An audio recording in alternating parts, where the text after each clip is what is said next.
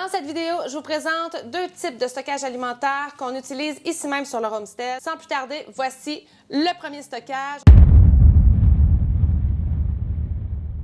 La pantry de roulement, pantry qui veut dire garde-manger. Et là, je vais faire du B-roll. Vous allez voir un peu tous les ingrédients, un après les autres. Je vais me promener avec ma caméra, tout ça. Puis quand vous allez voir ma face, je vais lire mes notes parce que ça fait 4 fois que je fais cette vidéo-là, puis je suis pas capable de retenir mon texte puis que ça soit fluide. Fait que là, on va régler ça en partant. Je lis mon texte que j'ai écrit ici. Ça va me faire plaisir de partager ça avec vous, mais là, c'est le compromis qu'on va faire. Sans plus tarder, on parle de la pantry de roulement ou du garde-manger de roulement. Les aliments et les ingrédients vont être en rotation continue dans cette pantry-là. Ils sont utilisés fréquemment dans notre quotidien. Ils sont essentiels pour assurer une cuisine fluide et pratique sans nécessiter des courses imprévues. Ces articles vont être des ingrédients de base qu'on utilise régulièrement et qu'on doit toujours avoir sous la main. Voici quelques exemples. Farine, huile, levure, vinaigre, sel, sucre, poudre à pâte, différents condiments comme des sauces fortes, des moutardes, des choses comme ça, du cacao, de l'orge, des flocons d'avoine. On voit toute l'avoine ici. C'est un gros 25 kg d'avoine bio qu'on met dans une chaudière comme ça, hermétique, et on la laisse au frais. Produits ménagers et corporels, jus de citron, épices variées. Ces ingrédients-là, on les garde en quantité qui vont être soit pour une période de quelques mois jusqu'à 1 an. Donc, tous ces produits-là vont être ceux qu'on utilise au quotidien pour cuisiner, entretenir la maison. Ils doivent être toujours en quantité suffisante afin qu'on n'ait pas à se déplacer à l'épicerie à la dernière minute. On ajoute à cette pantry de roulement tous nos stocks de légumes. On est une famille autosuffisante en termes de légumes. On fait de la production pendant la belle saison pour en avoir pour toute l'année. Donc, on produit pour en avoir jusqu'à la prochaine récolte de tous ces ingrédients-là. On a également toutes nos protéines animales qu'on conserve toujours pour une période de 1 à 2 ans.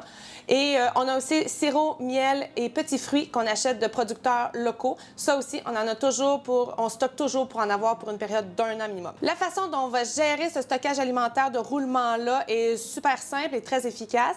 Sur une base régulière, je vais toujours faire une petite tournée rapide pour vérifier l'inventaire. Je vais garder toujours en tête quelques quantités approximatives pour chacun de ces ingrédients-là. C'est pas nécessaire d'être excessivement précis. Ça va finir par devenir intuitif avec le temps. Donc, c'est propre à chaque personne, c'est propre à notre façon de cuisiner, c'est propre à nos recettes, à qu'est-ce qu'on cuisine, etc. Une fois l'inventaire va être fait, on va faire nos listes d'achats en fonction de ce qui va manquer. C'est vraiment important de bien classer ensuite tous nos items, tous nos produits, tous nos aliments pour éviter des péremptions. Le suivi puis la rotation des trucs. Donc, quand on parle de rotation, c'est quand vous arrivez de l'épicerie, c'est vraiment faire une rotation comme à l'épicerie, c'est de ne pas mettre les nouveaux articles sur le devant de vos tablettes ou de votre rangement, c'est vraiment d'aller les porter à l'arrière et de faire venir plus à l'avant les ingrédients qu'on doit utiliser en premier avant qu'ils ne soient périmés. Alors là, c'est un bon suivi, une bonne planification, puis une bonne rotation, ça va être vraiment la clé pour le succès de cette pantry-là. Que ce soit en magasinant en ligne dans tous nos commerces préférés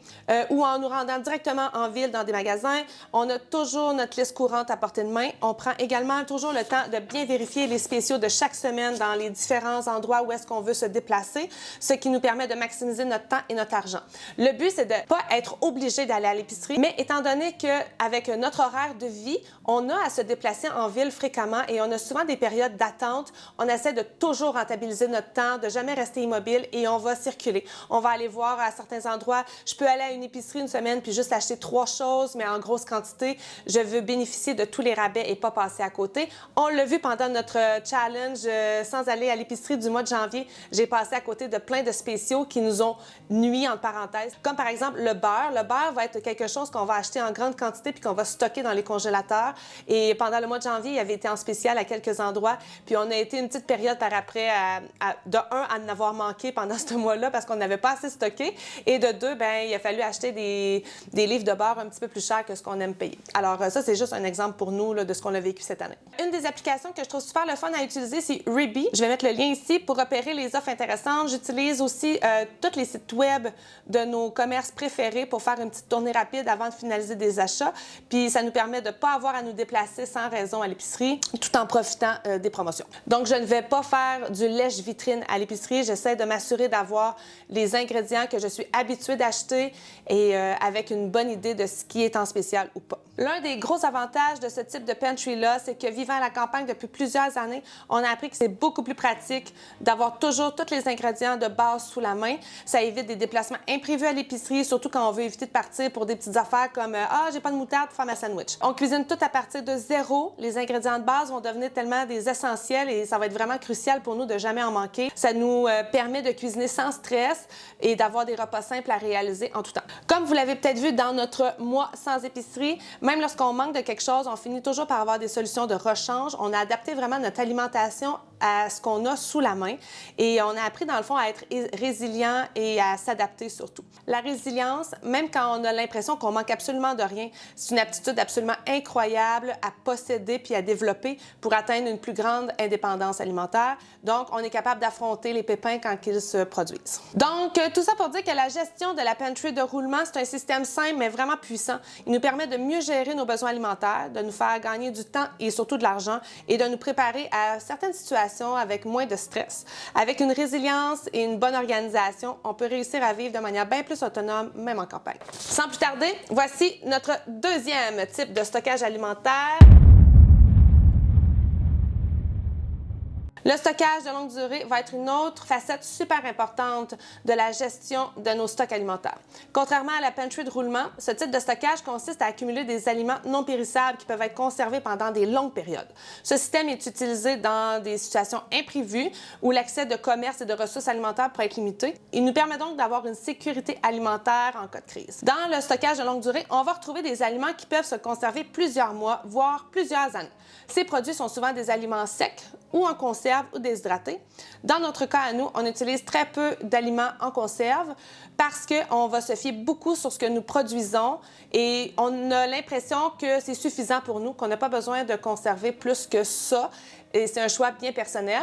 C'est super important aussi de conserver des trucs qu'on va manger, des trucs qui nous répugnent pas, puis que même en cas extrême, on aurait la difficulté à consommer. C'est peut-être mieux de ne pas perdre cet argent-là qui va dormir dans vos armoires.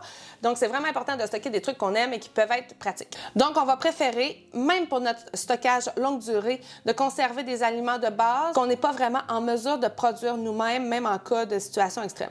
Voici des petits exemples de ce qu'on va aimer conserver pour une longue durée. Certaines légumineuses, principalement des pois chiches, du riz, des pâtes, éventuellement quinoa, couscous, des conserves de thon, c'est à peu près la seule conserve qu'on aime avoir sous la main. Des céréales et des grains comme farine, orge, avoine, maïs. De l'eau, on va stocker de l'eau bien évidemment.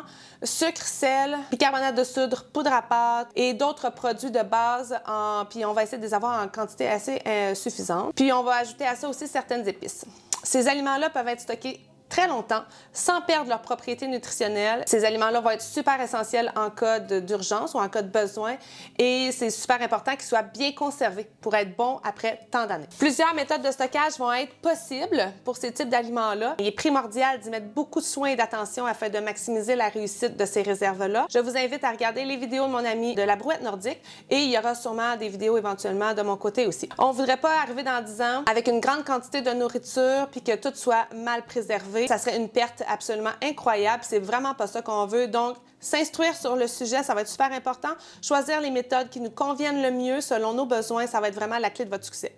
Un coup que tout va être bien daté et entreposé, je pense que de faire une tournée de temps à autre, à nous de trouver quel est le moment qui est le mieux pour nous, combien de fois par année, etc.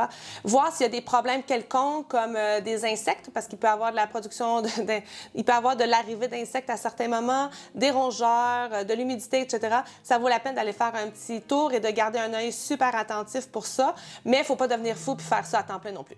Et toujours en lisant mes notes, je voulais finir sur ceci. La résilience est une qualité clé qu'on doit développer face à notre stockage. Parce que sinon, on peut virer complètement fou, on peut avoir peur d'en manquer, on peut avoir peur de ne jamais en avoir assez. Se sentir résilient, c'est savoir faire face à l'incertitude puis l'accepter d'une façon positive aussi. Qu'on ne peut pas savoir qu'est-ce qui peut arriver, puis quand est-ce que ça va arriver, puis quand est-ce qu'on va en avoir besoin. Puis si on veut rester sain d'esprit là-dedans, bien, le but, c'est de le faire dans une attitude positive et ne pas le faire dans une situation où est-ce qu'on a peur, où est-ce que c'est chaotique, où est-ce que ça génère en nous de la négativité. Peu importe notre degré de stockage, notre degré de prepping, ce qui est important de se rappeler, c'est qu'un petit peu, c'est mieux que pas pantoute. Toute cette histoire de stockage-là, c'est pas seulement une question de finir par préparer des aliments puis stocker des aliments, mais c'est vraiment développer une attitude proactive face aux situations imprévues de la vie. C'est une grande satisfaction de savoir que peu importe ce qui peut arriver, on peut être prêt selon notre niveau d'implication, du type de projet qu'on a sous la main, mais on sent qu'on a quand même des ressources nécessaires pour faire face à des choses qui pourraient arriver. Je donne l'exemple aussi très important que nous, on a vécu une situation l'année passée où est-ce qu'on a eu une baisse de revenus importante. Mon conjoint a eu un accident puis il est resté à la maison. Et notre stockage nous a permis de donner vraiment un petit break, de courir à l'épicerie puis chercher des spéciaux puis ci puis ça. On a été capable de fouiller dans notre stockage, on a été capable de baisser aussi notre niveau de vie. Ça nous a vraiment permis de sauver sur l'épicerie et d'utiliser ce qu'on avait déjà mis en stock.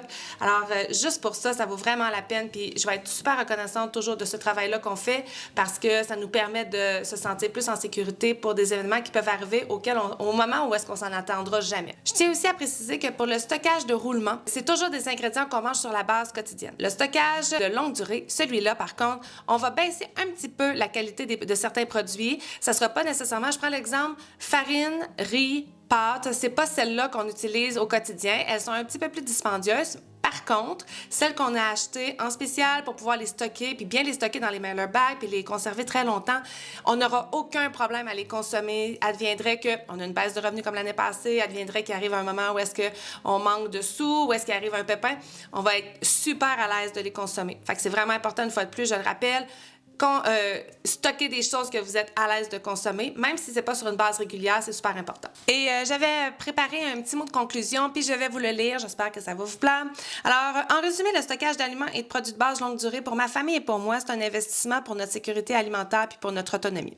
Qu'il s'agisse d'être mieux préparé à une crise économique, un événement climatique quelconque ou une urgence sanitaire, il nous permet de nous garantir une certaine indépendance. Un stock alimentaire fiable garantit qu'on peut répondre à des urgences sans paniquer ni courir au magasin en dernier recours. Cela permet de gagner une tranquillité d'esprit, sachant que l'on peut subvenir à nos propres besoins et ceux de notre famille sans dépendre des fluctuations de l'approvisionnement extérieur. Avec une gestion soignée et une bonne organisation, vous serez toujours prêt à affronter l'imprévu et ce, en toute sérénité, tout en maximisant la sécurité de votre propre foyer.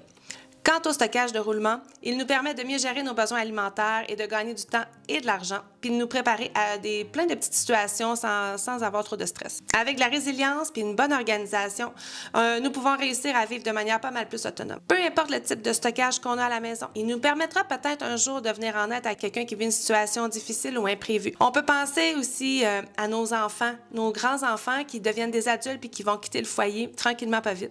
Advenant une situation où ils auraient besoin d'aide, il nous sera alors fort probablement plus facile de les aider à s'approvisionner. J'espère que cette vidéo vous a plu. Vous faites un peu de stockage vous aussi. Écrivez-le moi dans les commentaires. Partageons nos trucs, nos astuces. Partagez ce que vous mettez de côté, ce que vous aimez. Les magasins par excellence qui vous permettent d'économiser. Ça serait super génial de pouvoir tout le monde s'entraider dans les commentaires. Ça serait vraiment cool. Merci sincèrement à mes très chers membres Patreon. Et si vous regardez ceci via YouTube, merci de vous abonner à la chaîne, de mettre un petit pouce de like, d'activer la cloche puis de faire tout le blablabla. C'est super apprécié. Sur ce, je vous dis à la prochaine.